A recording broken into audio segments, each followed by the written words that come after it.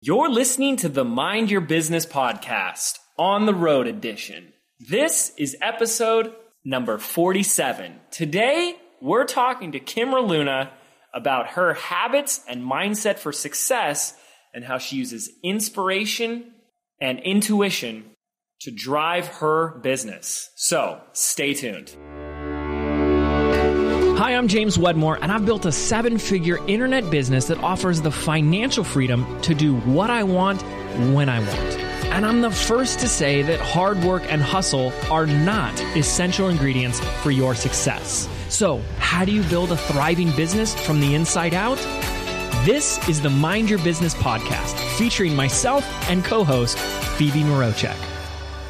All right, hello everybody. Welcome to the call. My name is James Wedmore. I'm Phoebe Mroczek. And we probably sound awful. We sound like we're in a tunnel. Well, that's because we're actually in New York City right now. We're on the road, and we didn't want to miss one of our episodes or anything like that. So we're actually just wrapping up one of our Inner Circle Mastermind retreats.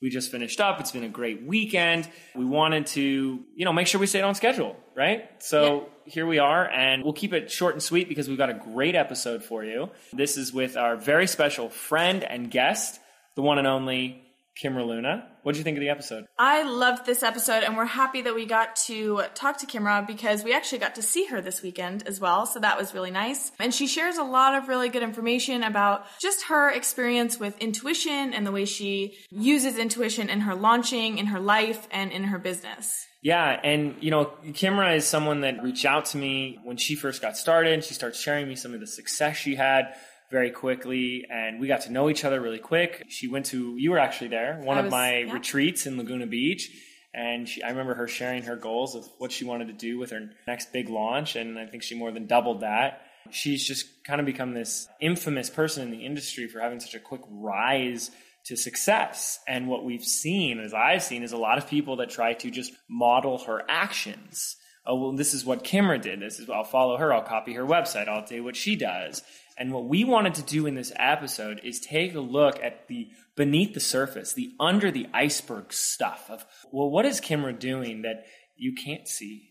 What is the mindset? We talk about some things of the spirituality practice, and we even go pretty far down the rabbit hole talking about things like Reiki and crystals. And this is stuff that most people don't even know. They think, oh, it's because she's got blue hair.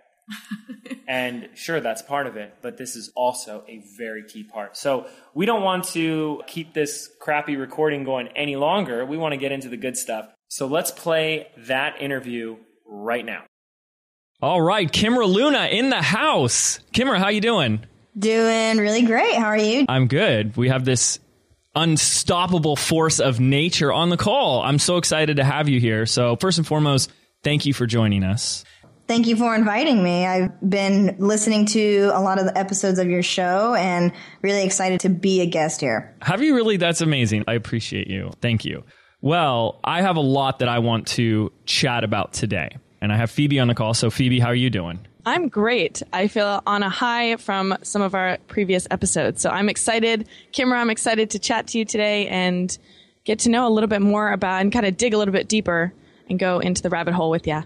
Down the rabbit hole. I think that's what has me so excited is if you know Kimra, chances are you do. She's taken this industry by storm, and most notably for her speed in which the results, I'm like the tortoise in this story where it took me 8 years to get where Kimra gets in 8 minutes, right? And what I love as I've observed Kimra, and we've been friends for a few years now, is that a lot of people in the industry that want to model her and emulate her look to her actions and a lot of the things that, you've done and just trying to copy that. It literally is going so far as I'm going to paint my hair blue. Maybe that'll be the thing that makes it work for me. And I think what we want to do today is, people are looking at, it's the iceberg analogy, right? You see the iceberg, what's sticking out of the water. They see the blue hair. They see the opinionated ranting posts on the Facebook group, and they see the funky website that's different from everybody else's. And they say, okay, that's what's making her unique and special and getting all these results. And we want to say, maybe it's some of the stuff beneath the iceberg. And so if it is that, where would you start us at? What has attributed to a lot of your success and your fast rise? Yeah, there's definitely multiple things. You know, when I first started this current business, I really just wanted to go out there and serve people. I didn't realize how big it was going to grow. I thought it was going to take me, a few years, kind of like how a lot of other people do to, make six figures. I didn't know it was going to go so fast.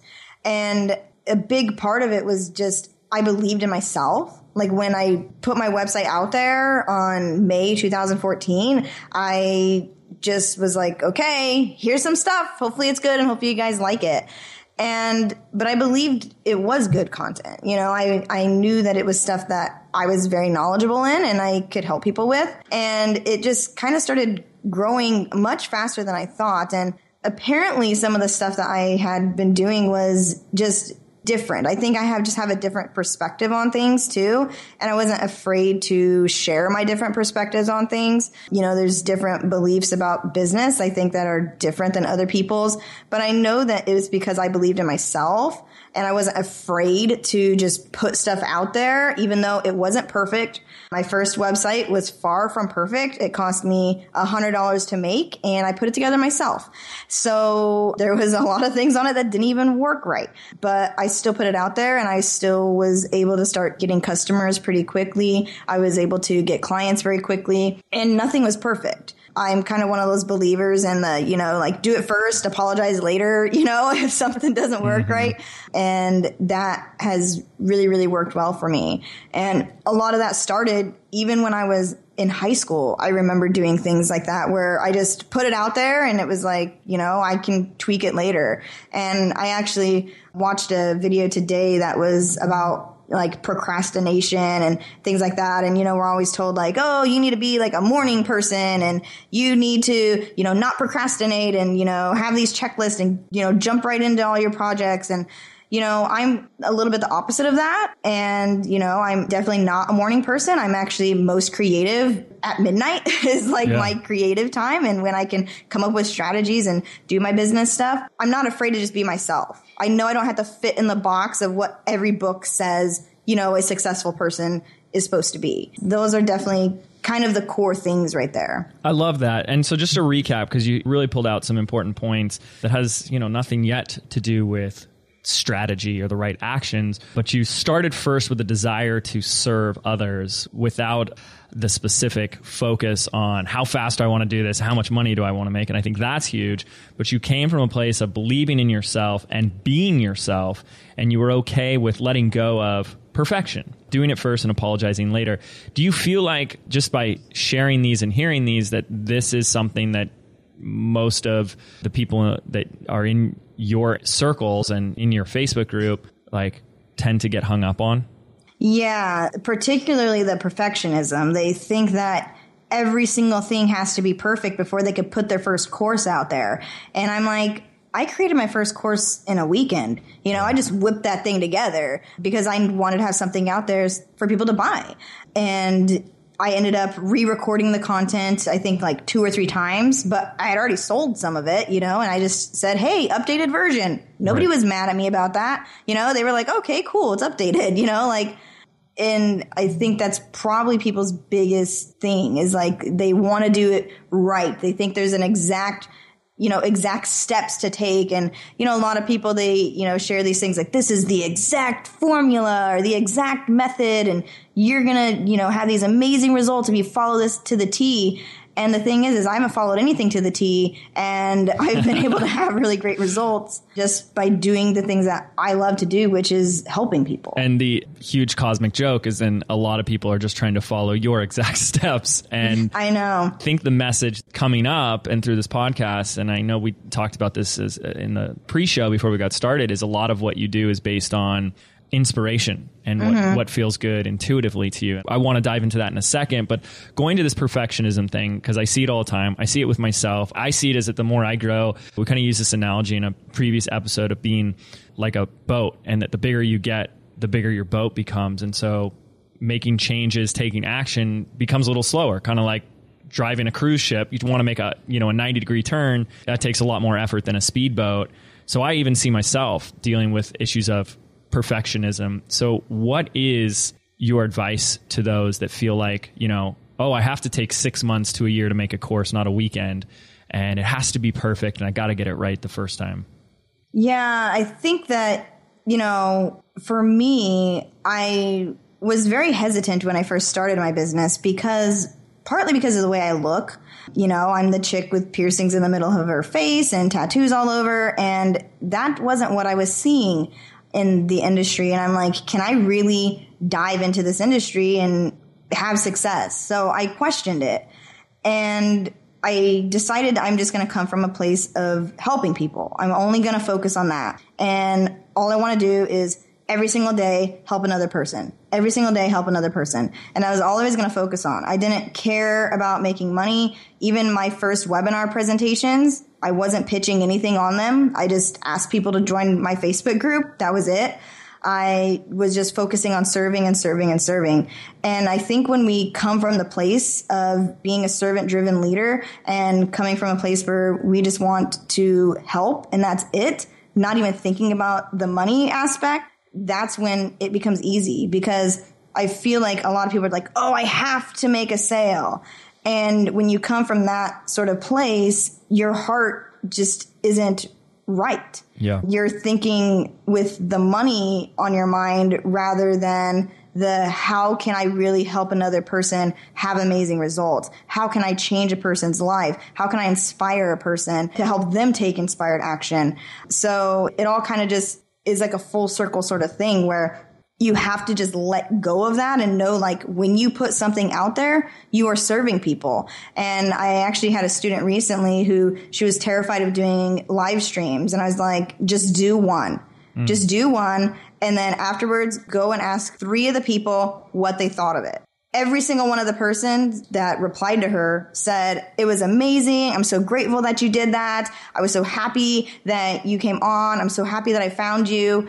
And I think sometimes you just need to take that little jump and get in front of people, and they will respond based off of what you give. And that starts making it easier over time to just go out there and just do and be in front of people. Yes, I love that. I agree wholeheartedly with everything you're saying. I think this is so crucially important, that there is a detachment from the focus on the sales and the money and the profit and the revenue, when, especially when you're a coach and a personal brand, and to create that commitment, if we want to say an attachment to the success of your customers and students, and even people that don't become customers. Now, I'm trying to see if I can anticipate what might be the argument to this, which is we have seen people out there that are serving their community and committed to their customers, and they're still broke, or they're not making the money there. In fact, I saw, I don't know if you saw the Tony Robbins documentary we talked about on a previous episode on Netflix. We loved it. I mean, Tony Robbins, I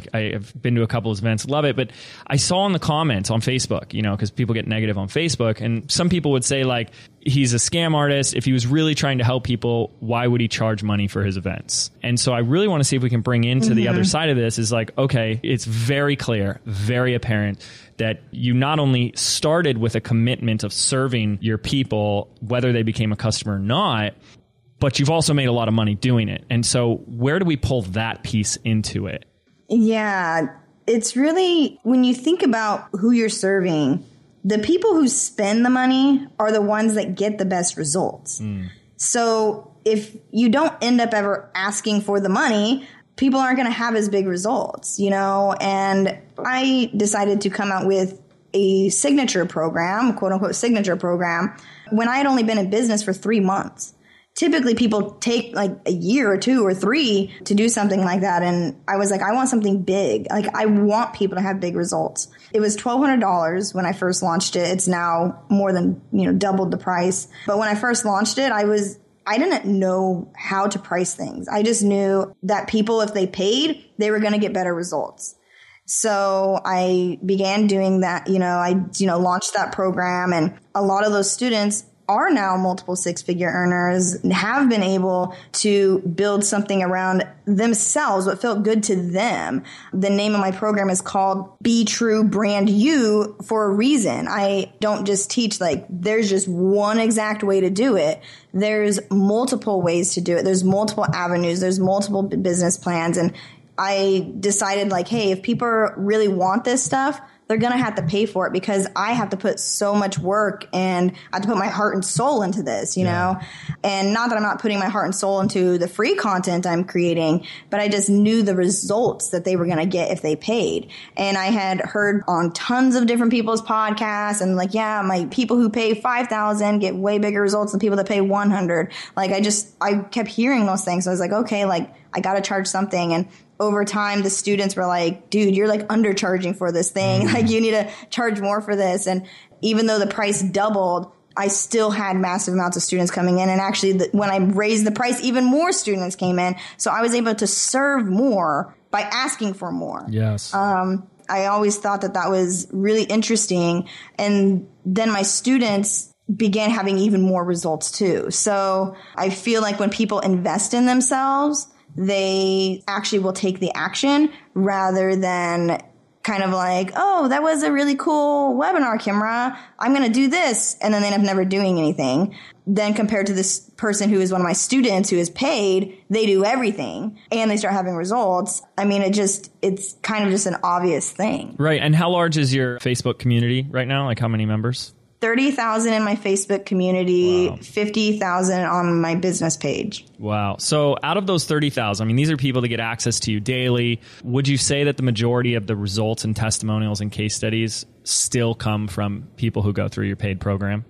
I'd say, yeah, like about 95% of them. Yeah. And there's people who do get results from my free content, from free webinars or videos or live streams. There are people that do that. Most of those people that get those results end up buying my program later anyway, or they just, hadn't gotten to get in it yet because I don't like launch my signature program very often. They're just like, oh, I'm waiting to get in, So when they do have results from my free content, they end up wanting more. And so that's something I think people forget about as well. Well, listen, this is great because I think this conversation we've created is really starting first from a foundation of being committed to serving your customers and your audience, not just customers, but anybody who comes into your circle, whether it's on your business page or your Facebook group or anyone else that you touch, even through a podcast like this one. And you've put underneath that umbrella of serving first, that putting a price tag on your most premium content is actually a part of serving them because people don't, so there is I always like to say that there is a transformation in the transaction, and you've probably experienced this yourself. I know that, you continue to invest in your education and your growth. So you've probably experienced this firsthand, but when we throw down money for something, when we put skin in the game, we realign ourselves to take it more seriously, to create a whole nother level of a deeper level of commitment. And that's what you get to provide. And I believe that's under the umbrella of serving your customers.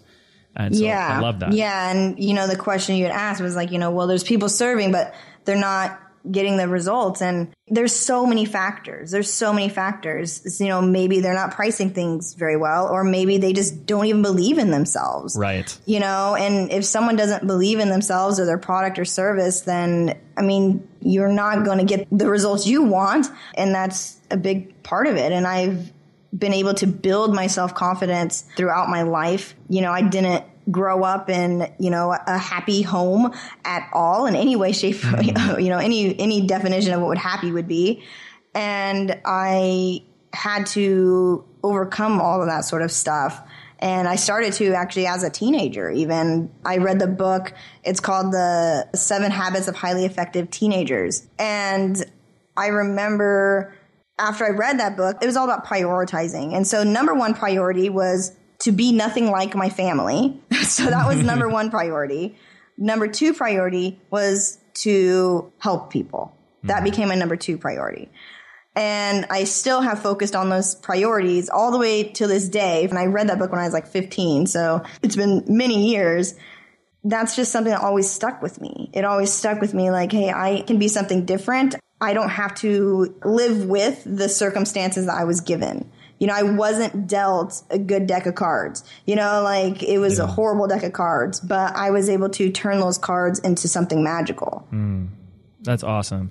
I know starting a business, they say like this person's an overnight success, 10 years in the making. And knowing you, I know that, before from the inception of starting your business, you had spent quite a number of years in the world of personal development and developing a mindset.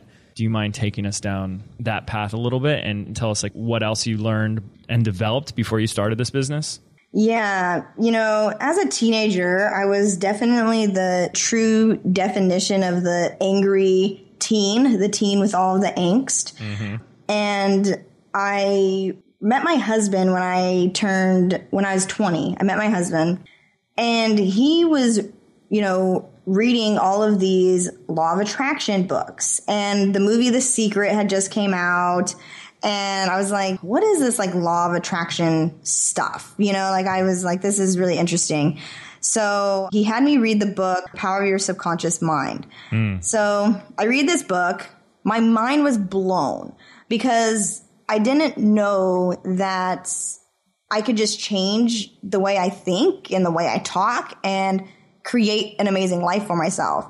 And at that point, I was the biggest complainer you could probably ever met. I don't even know how I had friends. I was such a bad complainer. I was like, how do I have so many friends? Like, I complained so, like, I was able to I kind of started seeing these, I guess, flaws in my thinking and my behaviors. And I was like, well, I don't want to do these things anymore. Like, I want to be happy. Yeah. And at the same time, I had high blood pressure. I was having anxiety attacks, and I was 20 years old, and I was already having this stuff. So I was like, something had to change. And so, I met my husband, which to me was completely miraculous because I'm like, how the heck did I manifest this amazing person? And so he gives me, tells me about these books. And so I read them and I started changing my thoughts immediately. Anytime I would complain, I would immediately say something that was the opposite of the complaint.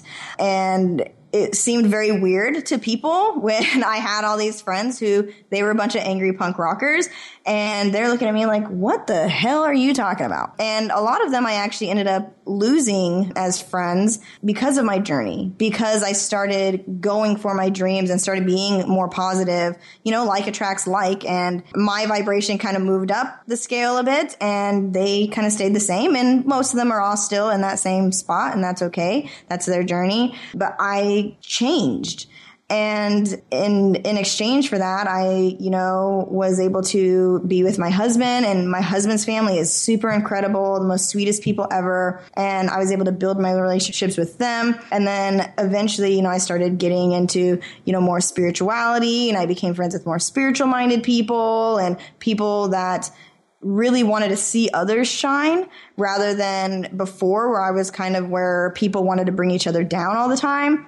And the happiness just started becoming part of me. I didn't really know what gratitude was.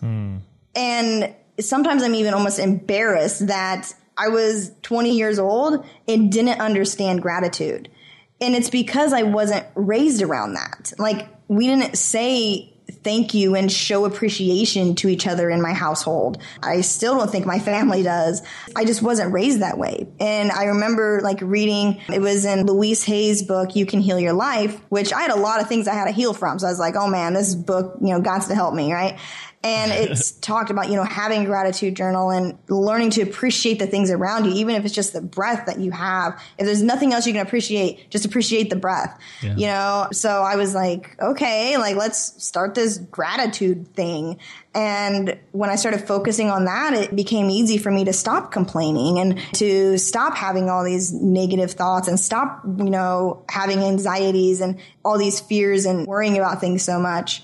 And of course, there's still anxieties. I mean, I'm a mom, I have 3 kids, of course I'm afraid of my kid getting hit by a car, right? I mean, there's still things you're naturally afraid of as a parent, but I feel like I can still have a calmness within me rather than it just getting intense and tensing up and me, freaking out, which is what used to happen. And I feel because I've practiced this for so long, it has become easy over time. In the beginning, it was hard. It was hard to sit down and write in a journal. People would think that that's weird. It's hard for you to sit and think of something to be grateful for. Yeah, it was hard for me. Let me ask you really quickly, Kimra, was there anything like a moment, a miracle, or something that happened in your life that shifted this from experimenting mode, like I'm going to try this out, I'm curious about this, to OMG, this is amazing, I want to go deeper? Well, it was an interesting journey, I guess, because when I started, doing all this personal development work and decided I wanted to heal and be able to forgive people of my past and focus on gratitude and stop being a complainer, I ended up having this amazing husband and getting all these amazing friends. And at the same time, I actually ended up going on welfare. So I ended up basically not having anything physical. Like physical things were not something I had. I didn't own a computer. We didn't have a car. And I was pregnant with my first son. We pretty much had nothing. And because we didn't have things, like material things, I think it actually made it easier to focus so much on the gratitude and focus on just building relationships and friendships and learning how to connect and communicate. And I think that was just a big part of my journey that needed to happen. And so we ended up on welfare for about 4 years. And I remember I was like, okay, just had my second son. We had no money coming in. Nor my husband had a job. And my second son's bored, and I'm just like, okay, I cannot live like this anymore. We were living at my in-laws, which I love my in-laws. They're amazing people. But I couldn't live like that. I was like, I want to provide the best for my children. So me and my husband sat down and we were like, okay, we are going to manifest an amazing job. Okay, we knew we couldn't manifest some crazy multi-bajillion dollar business or whatever. We knew that a job was like the next logical step. So me and my husband both sat down and we wrote down, exactly what we wanted. We wanted him to have a job that could cover our bills. So we wanted to be able to cover our bills. We wanted to be able to live on our own. We wanted to be able to have a car, used car, didn't need to be new, just a used car. That was what we wanted. So we started focusing on that every day for about 3 months. Every day we would sit down. I had because I use Pinterest. I'm much more visual than my husband. My husband would just mostly journal, but I use Pinterest. And so I would, pin, what our life would look like. And then I was on Facebook. And one of my friends said, hey, just so you guys know, my husband is moving to North Dakota and there's all of these jobs for men. So if your husband does not have a job, send him to North Dakota. I was like, okay, that sounds like a good plan. Wow. We were living in California and I'm just like, all right, I'm sending my husband to North Dakota. It was just, to me, that was like a miracle. And I can't even remember who the friend was. I've tried to look for the post a bunch of times. I can't even remember who it was. And I was like, that sounds like a good idea. So I started calling around some of my friends because I'm born and raised in Idaho. So I figured a lot of my friends from up there, they were probably going to North Dakota since it's close. And so I started calling around and one of my friends was like, yeah, there's tons of jobs. Just go on the Craigslist. 2 weeks later, my husband was in North Dakota. He got a job working for FedEx. Wow. So my husband became a FedEx driver and I was like, all right, this is cool. My husband finally has a job. Me and my kids were still living in California with my in-laws. My husband went to North Dakota for 6 months. And this was a risky thing. I mean, we hadn't even been apart from each other for years because neither of us had been able to have jobs. So we were literally at home with each other for years. And then I'm separated from my husband for 6 months. And then, my husband was able to buy a car and I was like, oh my gosh, we actually have a car, this is it was just kind of miracle after miracle was happening. And then after 6 months, I was like, I really do not want to move to North Dakota. That's not part of my Pinterest vision board. So my husband, started asking around and there was a temporary FedEx job in Virginia. And this was temporary. We had no clue if my husband was going to be able to stay on this job for long term. So we had to think to ourselves, well, what's the worst that can happen if we move to Virginia? Okay, my husband works for a few months. They say, sorry, we can't keep you on. And we both have to get jobs at Target or something.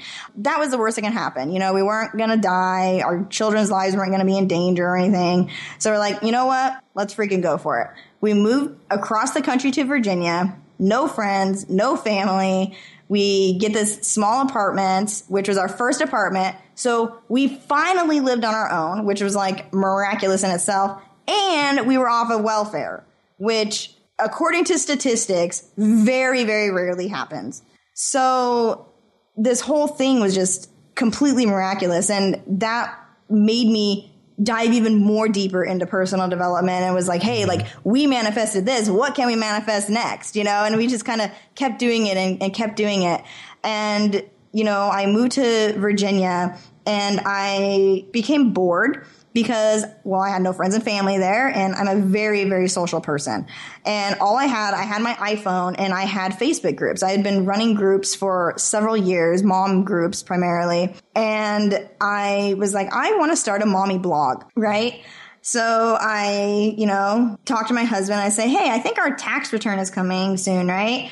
I think I should get an iMac with that. And my husband's like, okay, what do you want that for? And I was like, I want to start a blog. And he's like, okay. So we got an iMac, which I had never even used an iMac in my entire life.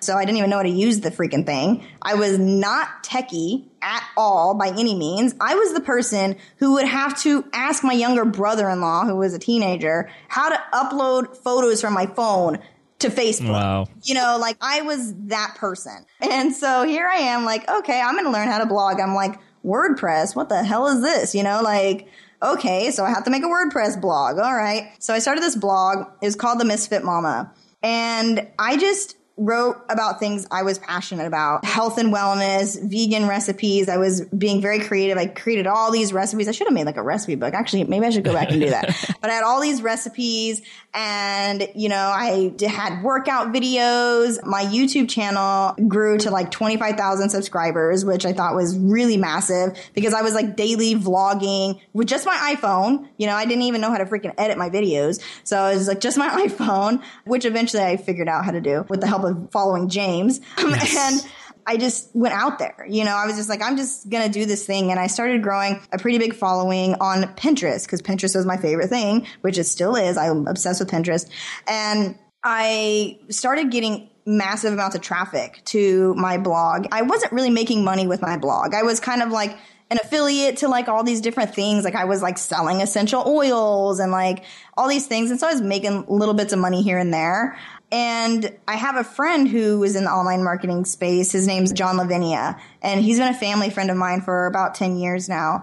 And I was like just on the phone with him and he was just like, oh yeah, I just wanted to see, you know, how you guys were doing. Like he was really excited. You know, we had, you know, finally gotten off of welfare and, you know, our things are moving forward. And he saw I had this blog and he was like, how's that blog going? And I was like, well, last month I got 100,000, you know, unique views. So I think it's doing pretty good. And he's like, 100,000 unique views? Wow. What the hell are you doing?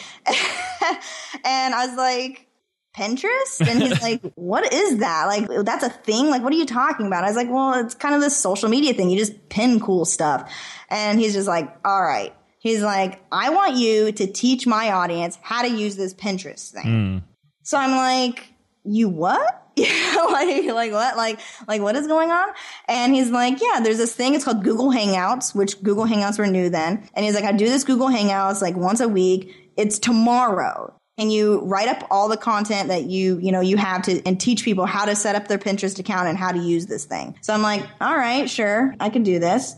I had no clue. I didn't even know how to use Keynote. I had no clue how to make a presentation at all. I'd never done that before. And so I just wrote everything up on like a Pages or Word document. And so I was like, okay, this is what I'm going to teach people. You know, teach people how to, you know, make their account, how to make their boards, how to do all this, yada, yada. So I get on this presentation, this Google Hangout, first time ever. So I'm screen sharing, showing people what to do. And a few things happened that were pretty kind of monumental. One was I was like, okay, I need to pitch something to these people. There's like 1,000 people on this presentation. Like I need to pitch people, right? I was like, if you want to do one-on-one Pinterest consulting with me, email me. So I had my email, which was themisfitmama@gmail.com, obviously.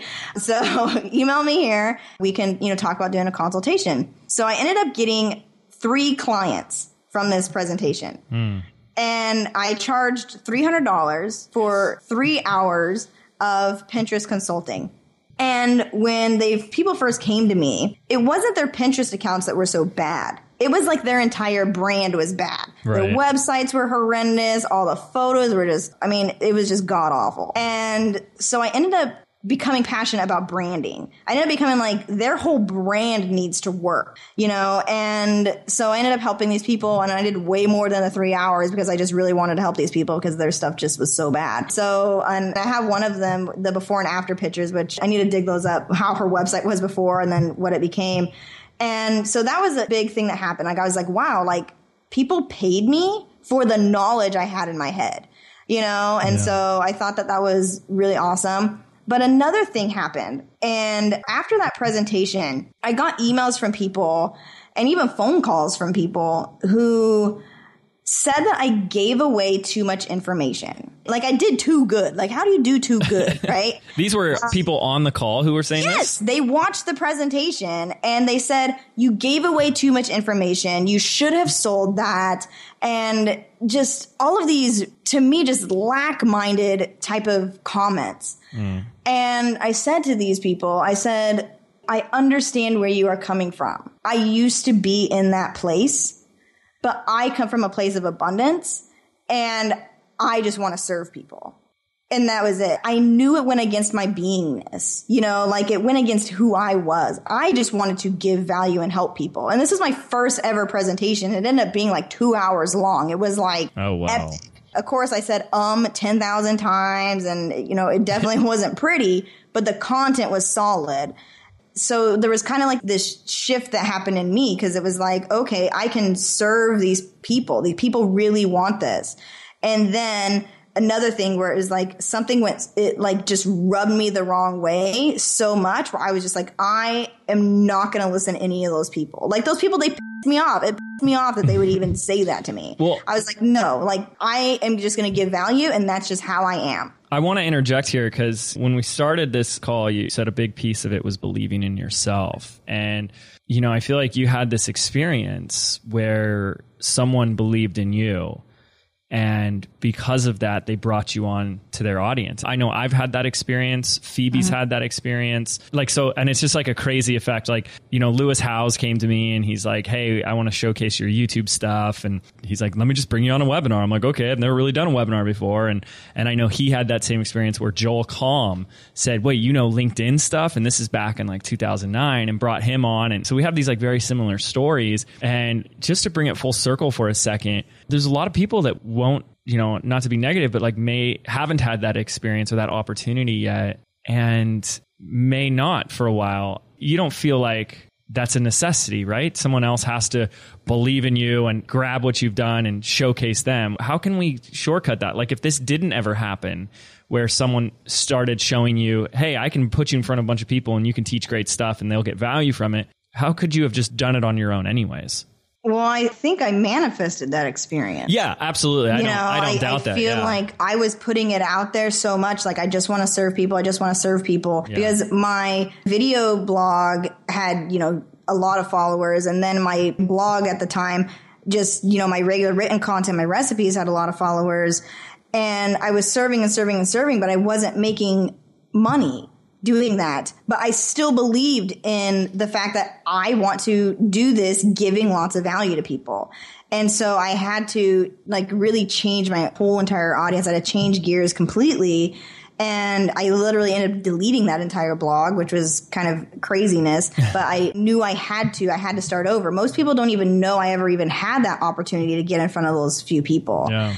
And I feel like people need to reach out to others more. I remember even with you, James, after I had my first launch, which I ended up making like $65,000 in sales. Yep. I remember reaching out to you and just telling you, you know, how much I appreciated the content you'd put out, how much it had helped me. Mm-hmm. And you immediately were just like, wow, that's amazing. Like, let's get on Skype. You know, like you wanted to talk to me. And I think sometimes we forget to reach out to people.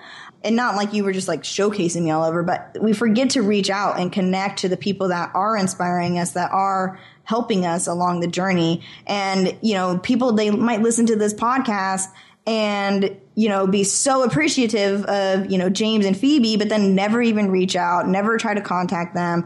And sometimes I think we're missing the boat when we do that. And my friend who'd put me on that first, you know, initial Google Hangout I ever did, you know, he was like coming from a place of just like, I just want to help my audience more and you know something cool, you know? And I hadn't even talked to him in probably 2 or 3 years. And we just kind of randomly did that. So I think sometimes there are things that happen to us that is just meant to happen in our journey for us to move forward. We have a good vibration. I feel like we are able to start attracting those sorts of opportunities to us. I love what you say about reaching out to people, because I think it kind of brings this full circle. Even Phoebe reached out to me. You know, she said I had a typo on my website. And you love that story. I love that story. And I was like, how dare you? You know, we got to love people that correct your grammar. But then she offered to like, you know, hey, I'll proofread all your stuff. And then, you know, we formed a relationship. But, you know, when we start at this beginning of creating this commitment to our customers, and we say that that's kind of this commonality that all these people have that are industry leaders, authorities, teachers, speakers, and coaches, is they start from serving first. And that means their commitment is getting results for the students. And I think when the student then reaches out to that person and says, here's the impact that you've had on me, there really is this like completion of the cycle where I think amazing things happen, because that's all that, when that is someone's commitment, that's all that they want. And that's the completion of a feedback loop. And I think amazing things can really start to happen. I mean, I look at one of my best friends and business partner, Brandon Lucero, that started with we built a 7-figure a year business around the fact that he reached out to me and said, you know, I've taken your YouTube stuff and I'm applying it to local businesses. And I want to show you like all the stuff I've been able to do from what I learned. And we created something from that. And you're right, Kimra, like, boy, these like intersections with people and completing that. Hey, here's what you've put out in the world and here's how it's made a difference. And why aren't more people doing that? Yeah, I think people it's like they just don't think the other person would even talk to them or comment back to them or retweet, or, it's like, and I've always just been like, you know what, like I need to go out and talk to people. My first year in business, I did over 60 podcast interviews. Wow. I reached out to everyone and I was declined a lot. I mean, there was a lot of people just like, nah, like I was declined a lot. And now some of those people are kicking themselves because now I'm just like, I don't even want to be on your podcast now. Yeah, those stupid podcasters. Oh my goodness. There was a lot of people that declined me, and some of them that are actually my friends now, which is kind of hilarious. I was like, you know what? You declined me when I asked you, to be on your podcast.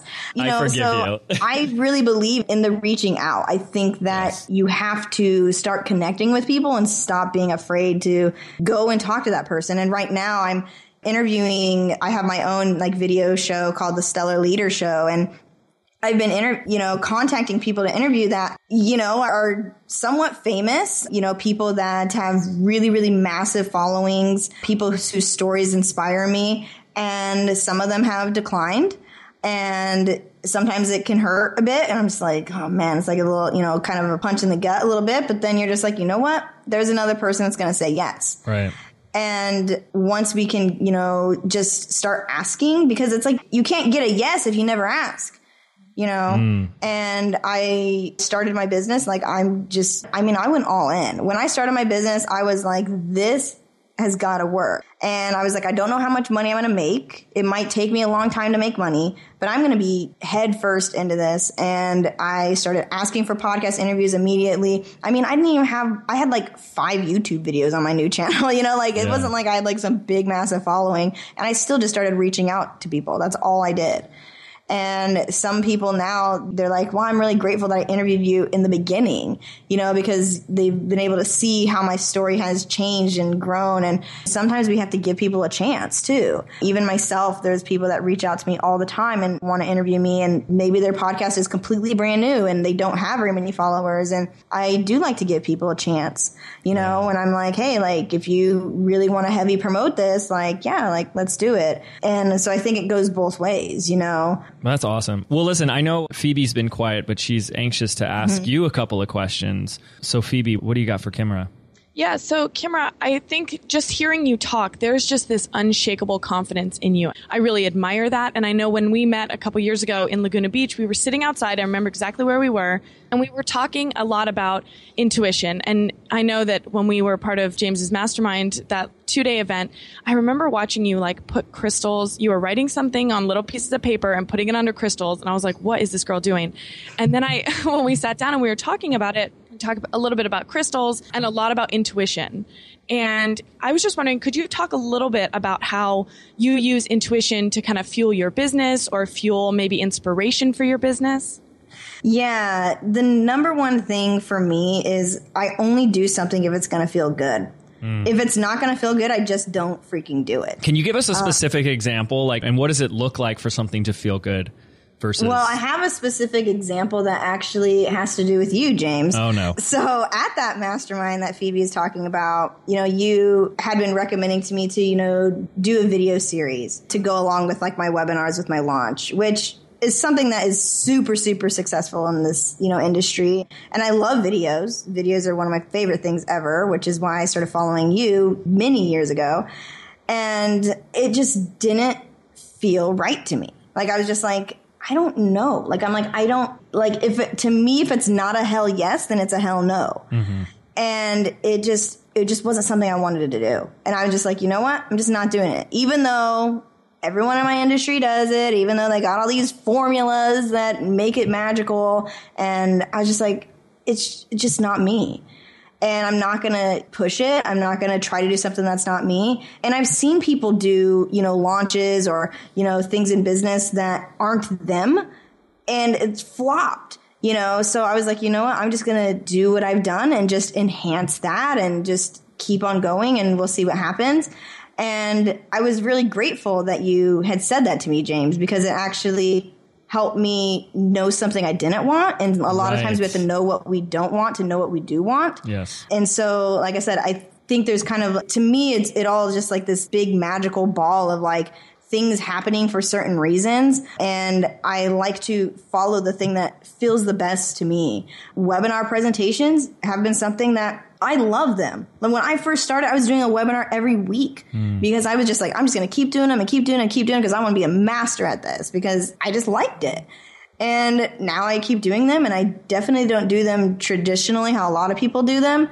I do it in my type of style and I have still been able to have great results even though I don't follow somebody's exact perfect way of doing a webinar. And like I said, it's always just what feels good. And I have a pile of crystals right here at my desk. I have so many crystals. I'm all into crystals. And crystals, I think, are something for me. I'm a person who kind of lives very up high, like in La La Land a lot of the time. And crystals really help me stay very grounded and connected with earth. And especially now because I do live in Manhattan and I'm on the 9th floor. So having, crystals and things around me just really helps my vibration be more in a grounded place because, like I said, my mind is kind of way up high all the time. It's just flying out there in the clouds and crystals have really, helped me stay a grounded person. And, a lot of my audience, they don't really know how kind of woo-woo, the, quote unquote woo-woo I am, which I am a lot. I am a Reiki master. I really started getting into that heavily when I was pregnant with my second son, primarily because I had a lot of healing to go through. And I think just being a person who's had a lot of really, really horrendous things happen to me as a young adult, a teenager, and a child that I had to heal from, I think that makes it easier for me to follow my intuition because it's like I've developed like an awareness of things that I wish that I could infuse in other people.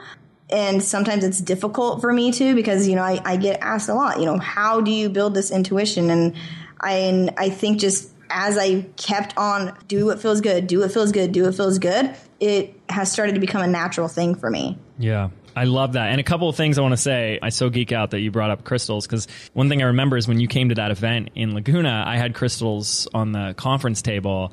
And the first thing you said is, James, these crystals aren't charged.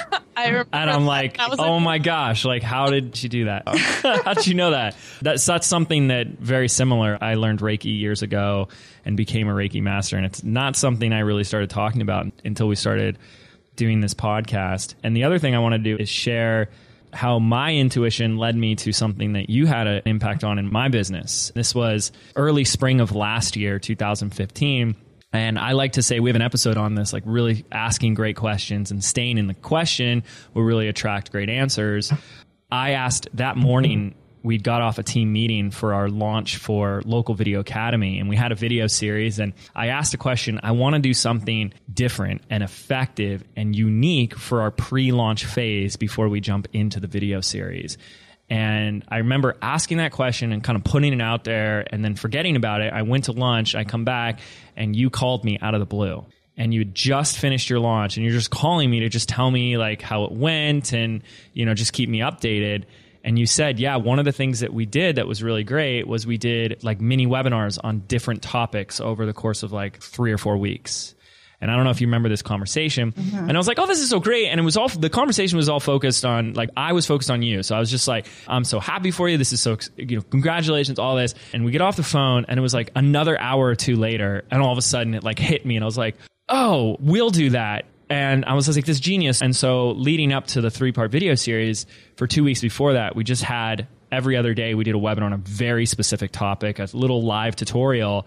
We had customers come to our live event, people that became coaching students, and they said, like, you taking us through those webinars, doing that just solidified, you know, the purchase and becoming a customer, and this was the right decision. And we loved that. And that was the biggest launch we'd ever done. It's still the biggest launch we'd ever done. And for that product. And that was your inspiration right there. Well, I'm very, very happy about that. And I never thanked you, so I'm thanking you officially now. So thank you, Kimra. That was great. You're very welcome. And I mean, I'm grateful that I had called you. You know, you have been someone who kind of mentored me from afar for a few years before, you know, I had really had results where I felt like I could reach out to you and talk to you about it. Yeah. And, you know, I'm very grateful for you in return, because there's just been so many things, so many nuggets and things I've been able to apply to my business because of you, James. Wow. Thank you. Well, listen, as we start to wrap it up, you know, I feel like a lot of our listeners, we've opened a door and sent an invitation to go down the woo-woo rabbit hole. And I like to, you know, take people down as deep as they can. And some people stand there on the edge and they're a little skeptical, a little nervous, little like, you know, rolling the eyes. And it's so great to hear that you've just taken a dive into the deep end of it. What would be your parting advice for anyone who is curious about learning more about these things like intuition, law of attraction, energy, Reiki, and crystals? I would say just start thinking about it from a place of like, this can help me be happier. Like, not even necessarily like it's going to help me make a crap ton of money or it's going to make me manifest, you know, $1 billion business. More from a place of like, doing these little steps can help me be a happier person, because that's all we really want. We want to be happy. We want our loved ones to be happy. That's what we want. And, you know, crystals and diving into spirituality and diving into the law of attraction. I mean, if anything, me diving into that helped me stop complaining. That's a huge thing, you know, to be a person where if I do complain, I'm able to stop it in its tracks. It's just so massive. And I'm really grateful that I started diving into this law of attraction thing, because now I'm able to teach my children that. I'm able to teach my students that. I'm able to help people even more. And I feel when, you know, there's a lot of people who, you know, are kind of naysayers and I don't believe in that. And I mean, I have seen literally so many miraculous things happen in my life that shouldn't have happened. Right. You know, I mean, even from a business standpoint, people are just like, how the hell did you achieve those results? Like, people are just flabbergasted. And I know it's because I utilize the law of attraction, I utilize my spirituality, and I utilize my intuition to guide me every day in my business. Yes. I love it. I love it. So I also know, big news, you have a brand new website launching over at freedomhackers.com. Can you tell us a little bit about that and what we can expect over there? Yes. So my new website, freedomhackers.com, is launching. And a lot of people have asked me, like, well, why are you launching this? You already have your Kimra Luna website. And because I wanted my Freedom Hackers to really kind of have a hub where they can go to get great content, connect with each other, and, you know, really start going through their biz venture is kind of what I call it. And the new website is going to have a bunch of new different free like mini courses, guidebooks, a lot of stuff for people to download to help them grow their businesses, help them connect better with their ideal customers, help them be better servants to their customers. And yeah, so definitely check out freedomhackers.com and you can learn all about that. Awesome. And we'll make sure to put a link in the show notes so you guys can get there quickly and easily. Kimra, anything else that you want to share in order to call this episode complete for you? Yeah, I just really want to say to all the listeners that you just have to be yourself. We don't have to be anything else other than who we are. We don't have to be perfect. We just have to come from a place of helping and serving others. I love that. Kimra, thank you. It has been such a privilege and an honor to have you on the show. Make sure you guys check out freedomhackers.com, brand new site up for you guys to connect and engage. And Kimra's got a ton of really cool, valuable freebies there for you to dive into. Kimra, thanks again. Listeners, thank you so much for tuning in. We'll see you on the next episode.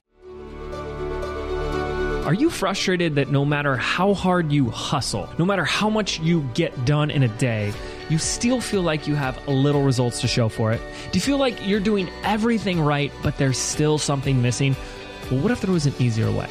What if your business could be fun, effortless, and profitable? Phoebe and I have put together a free audio MP3 for you, compiling the 77 business affirmations for creating success from the inside out. And we want to give it to you absolutely free. This is your chance to rewire your brain for bigger results in your life and your business. To get instant access absolutely free, simply visit 77affirmations.com. That's the number 77affirmations.com.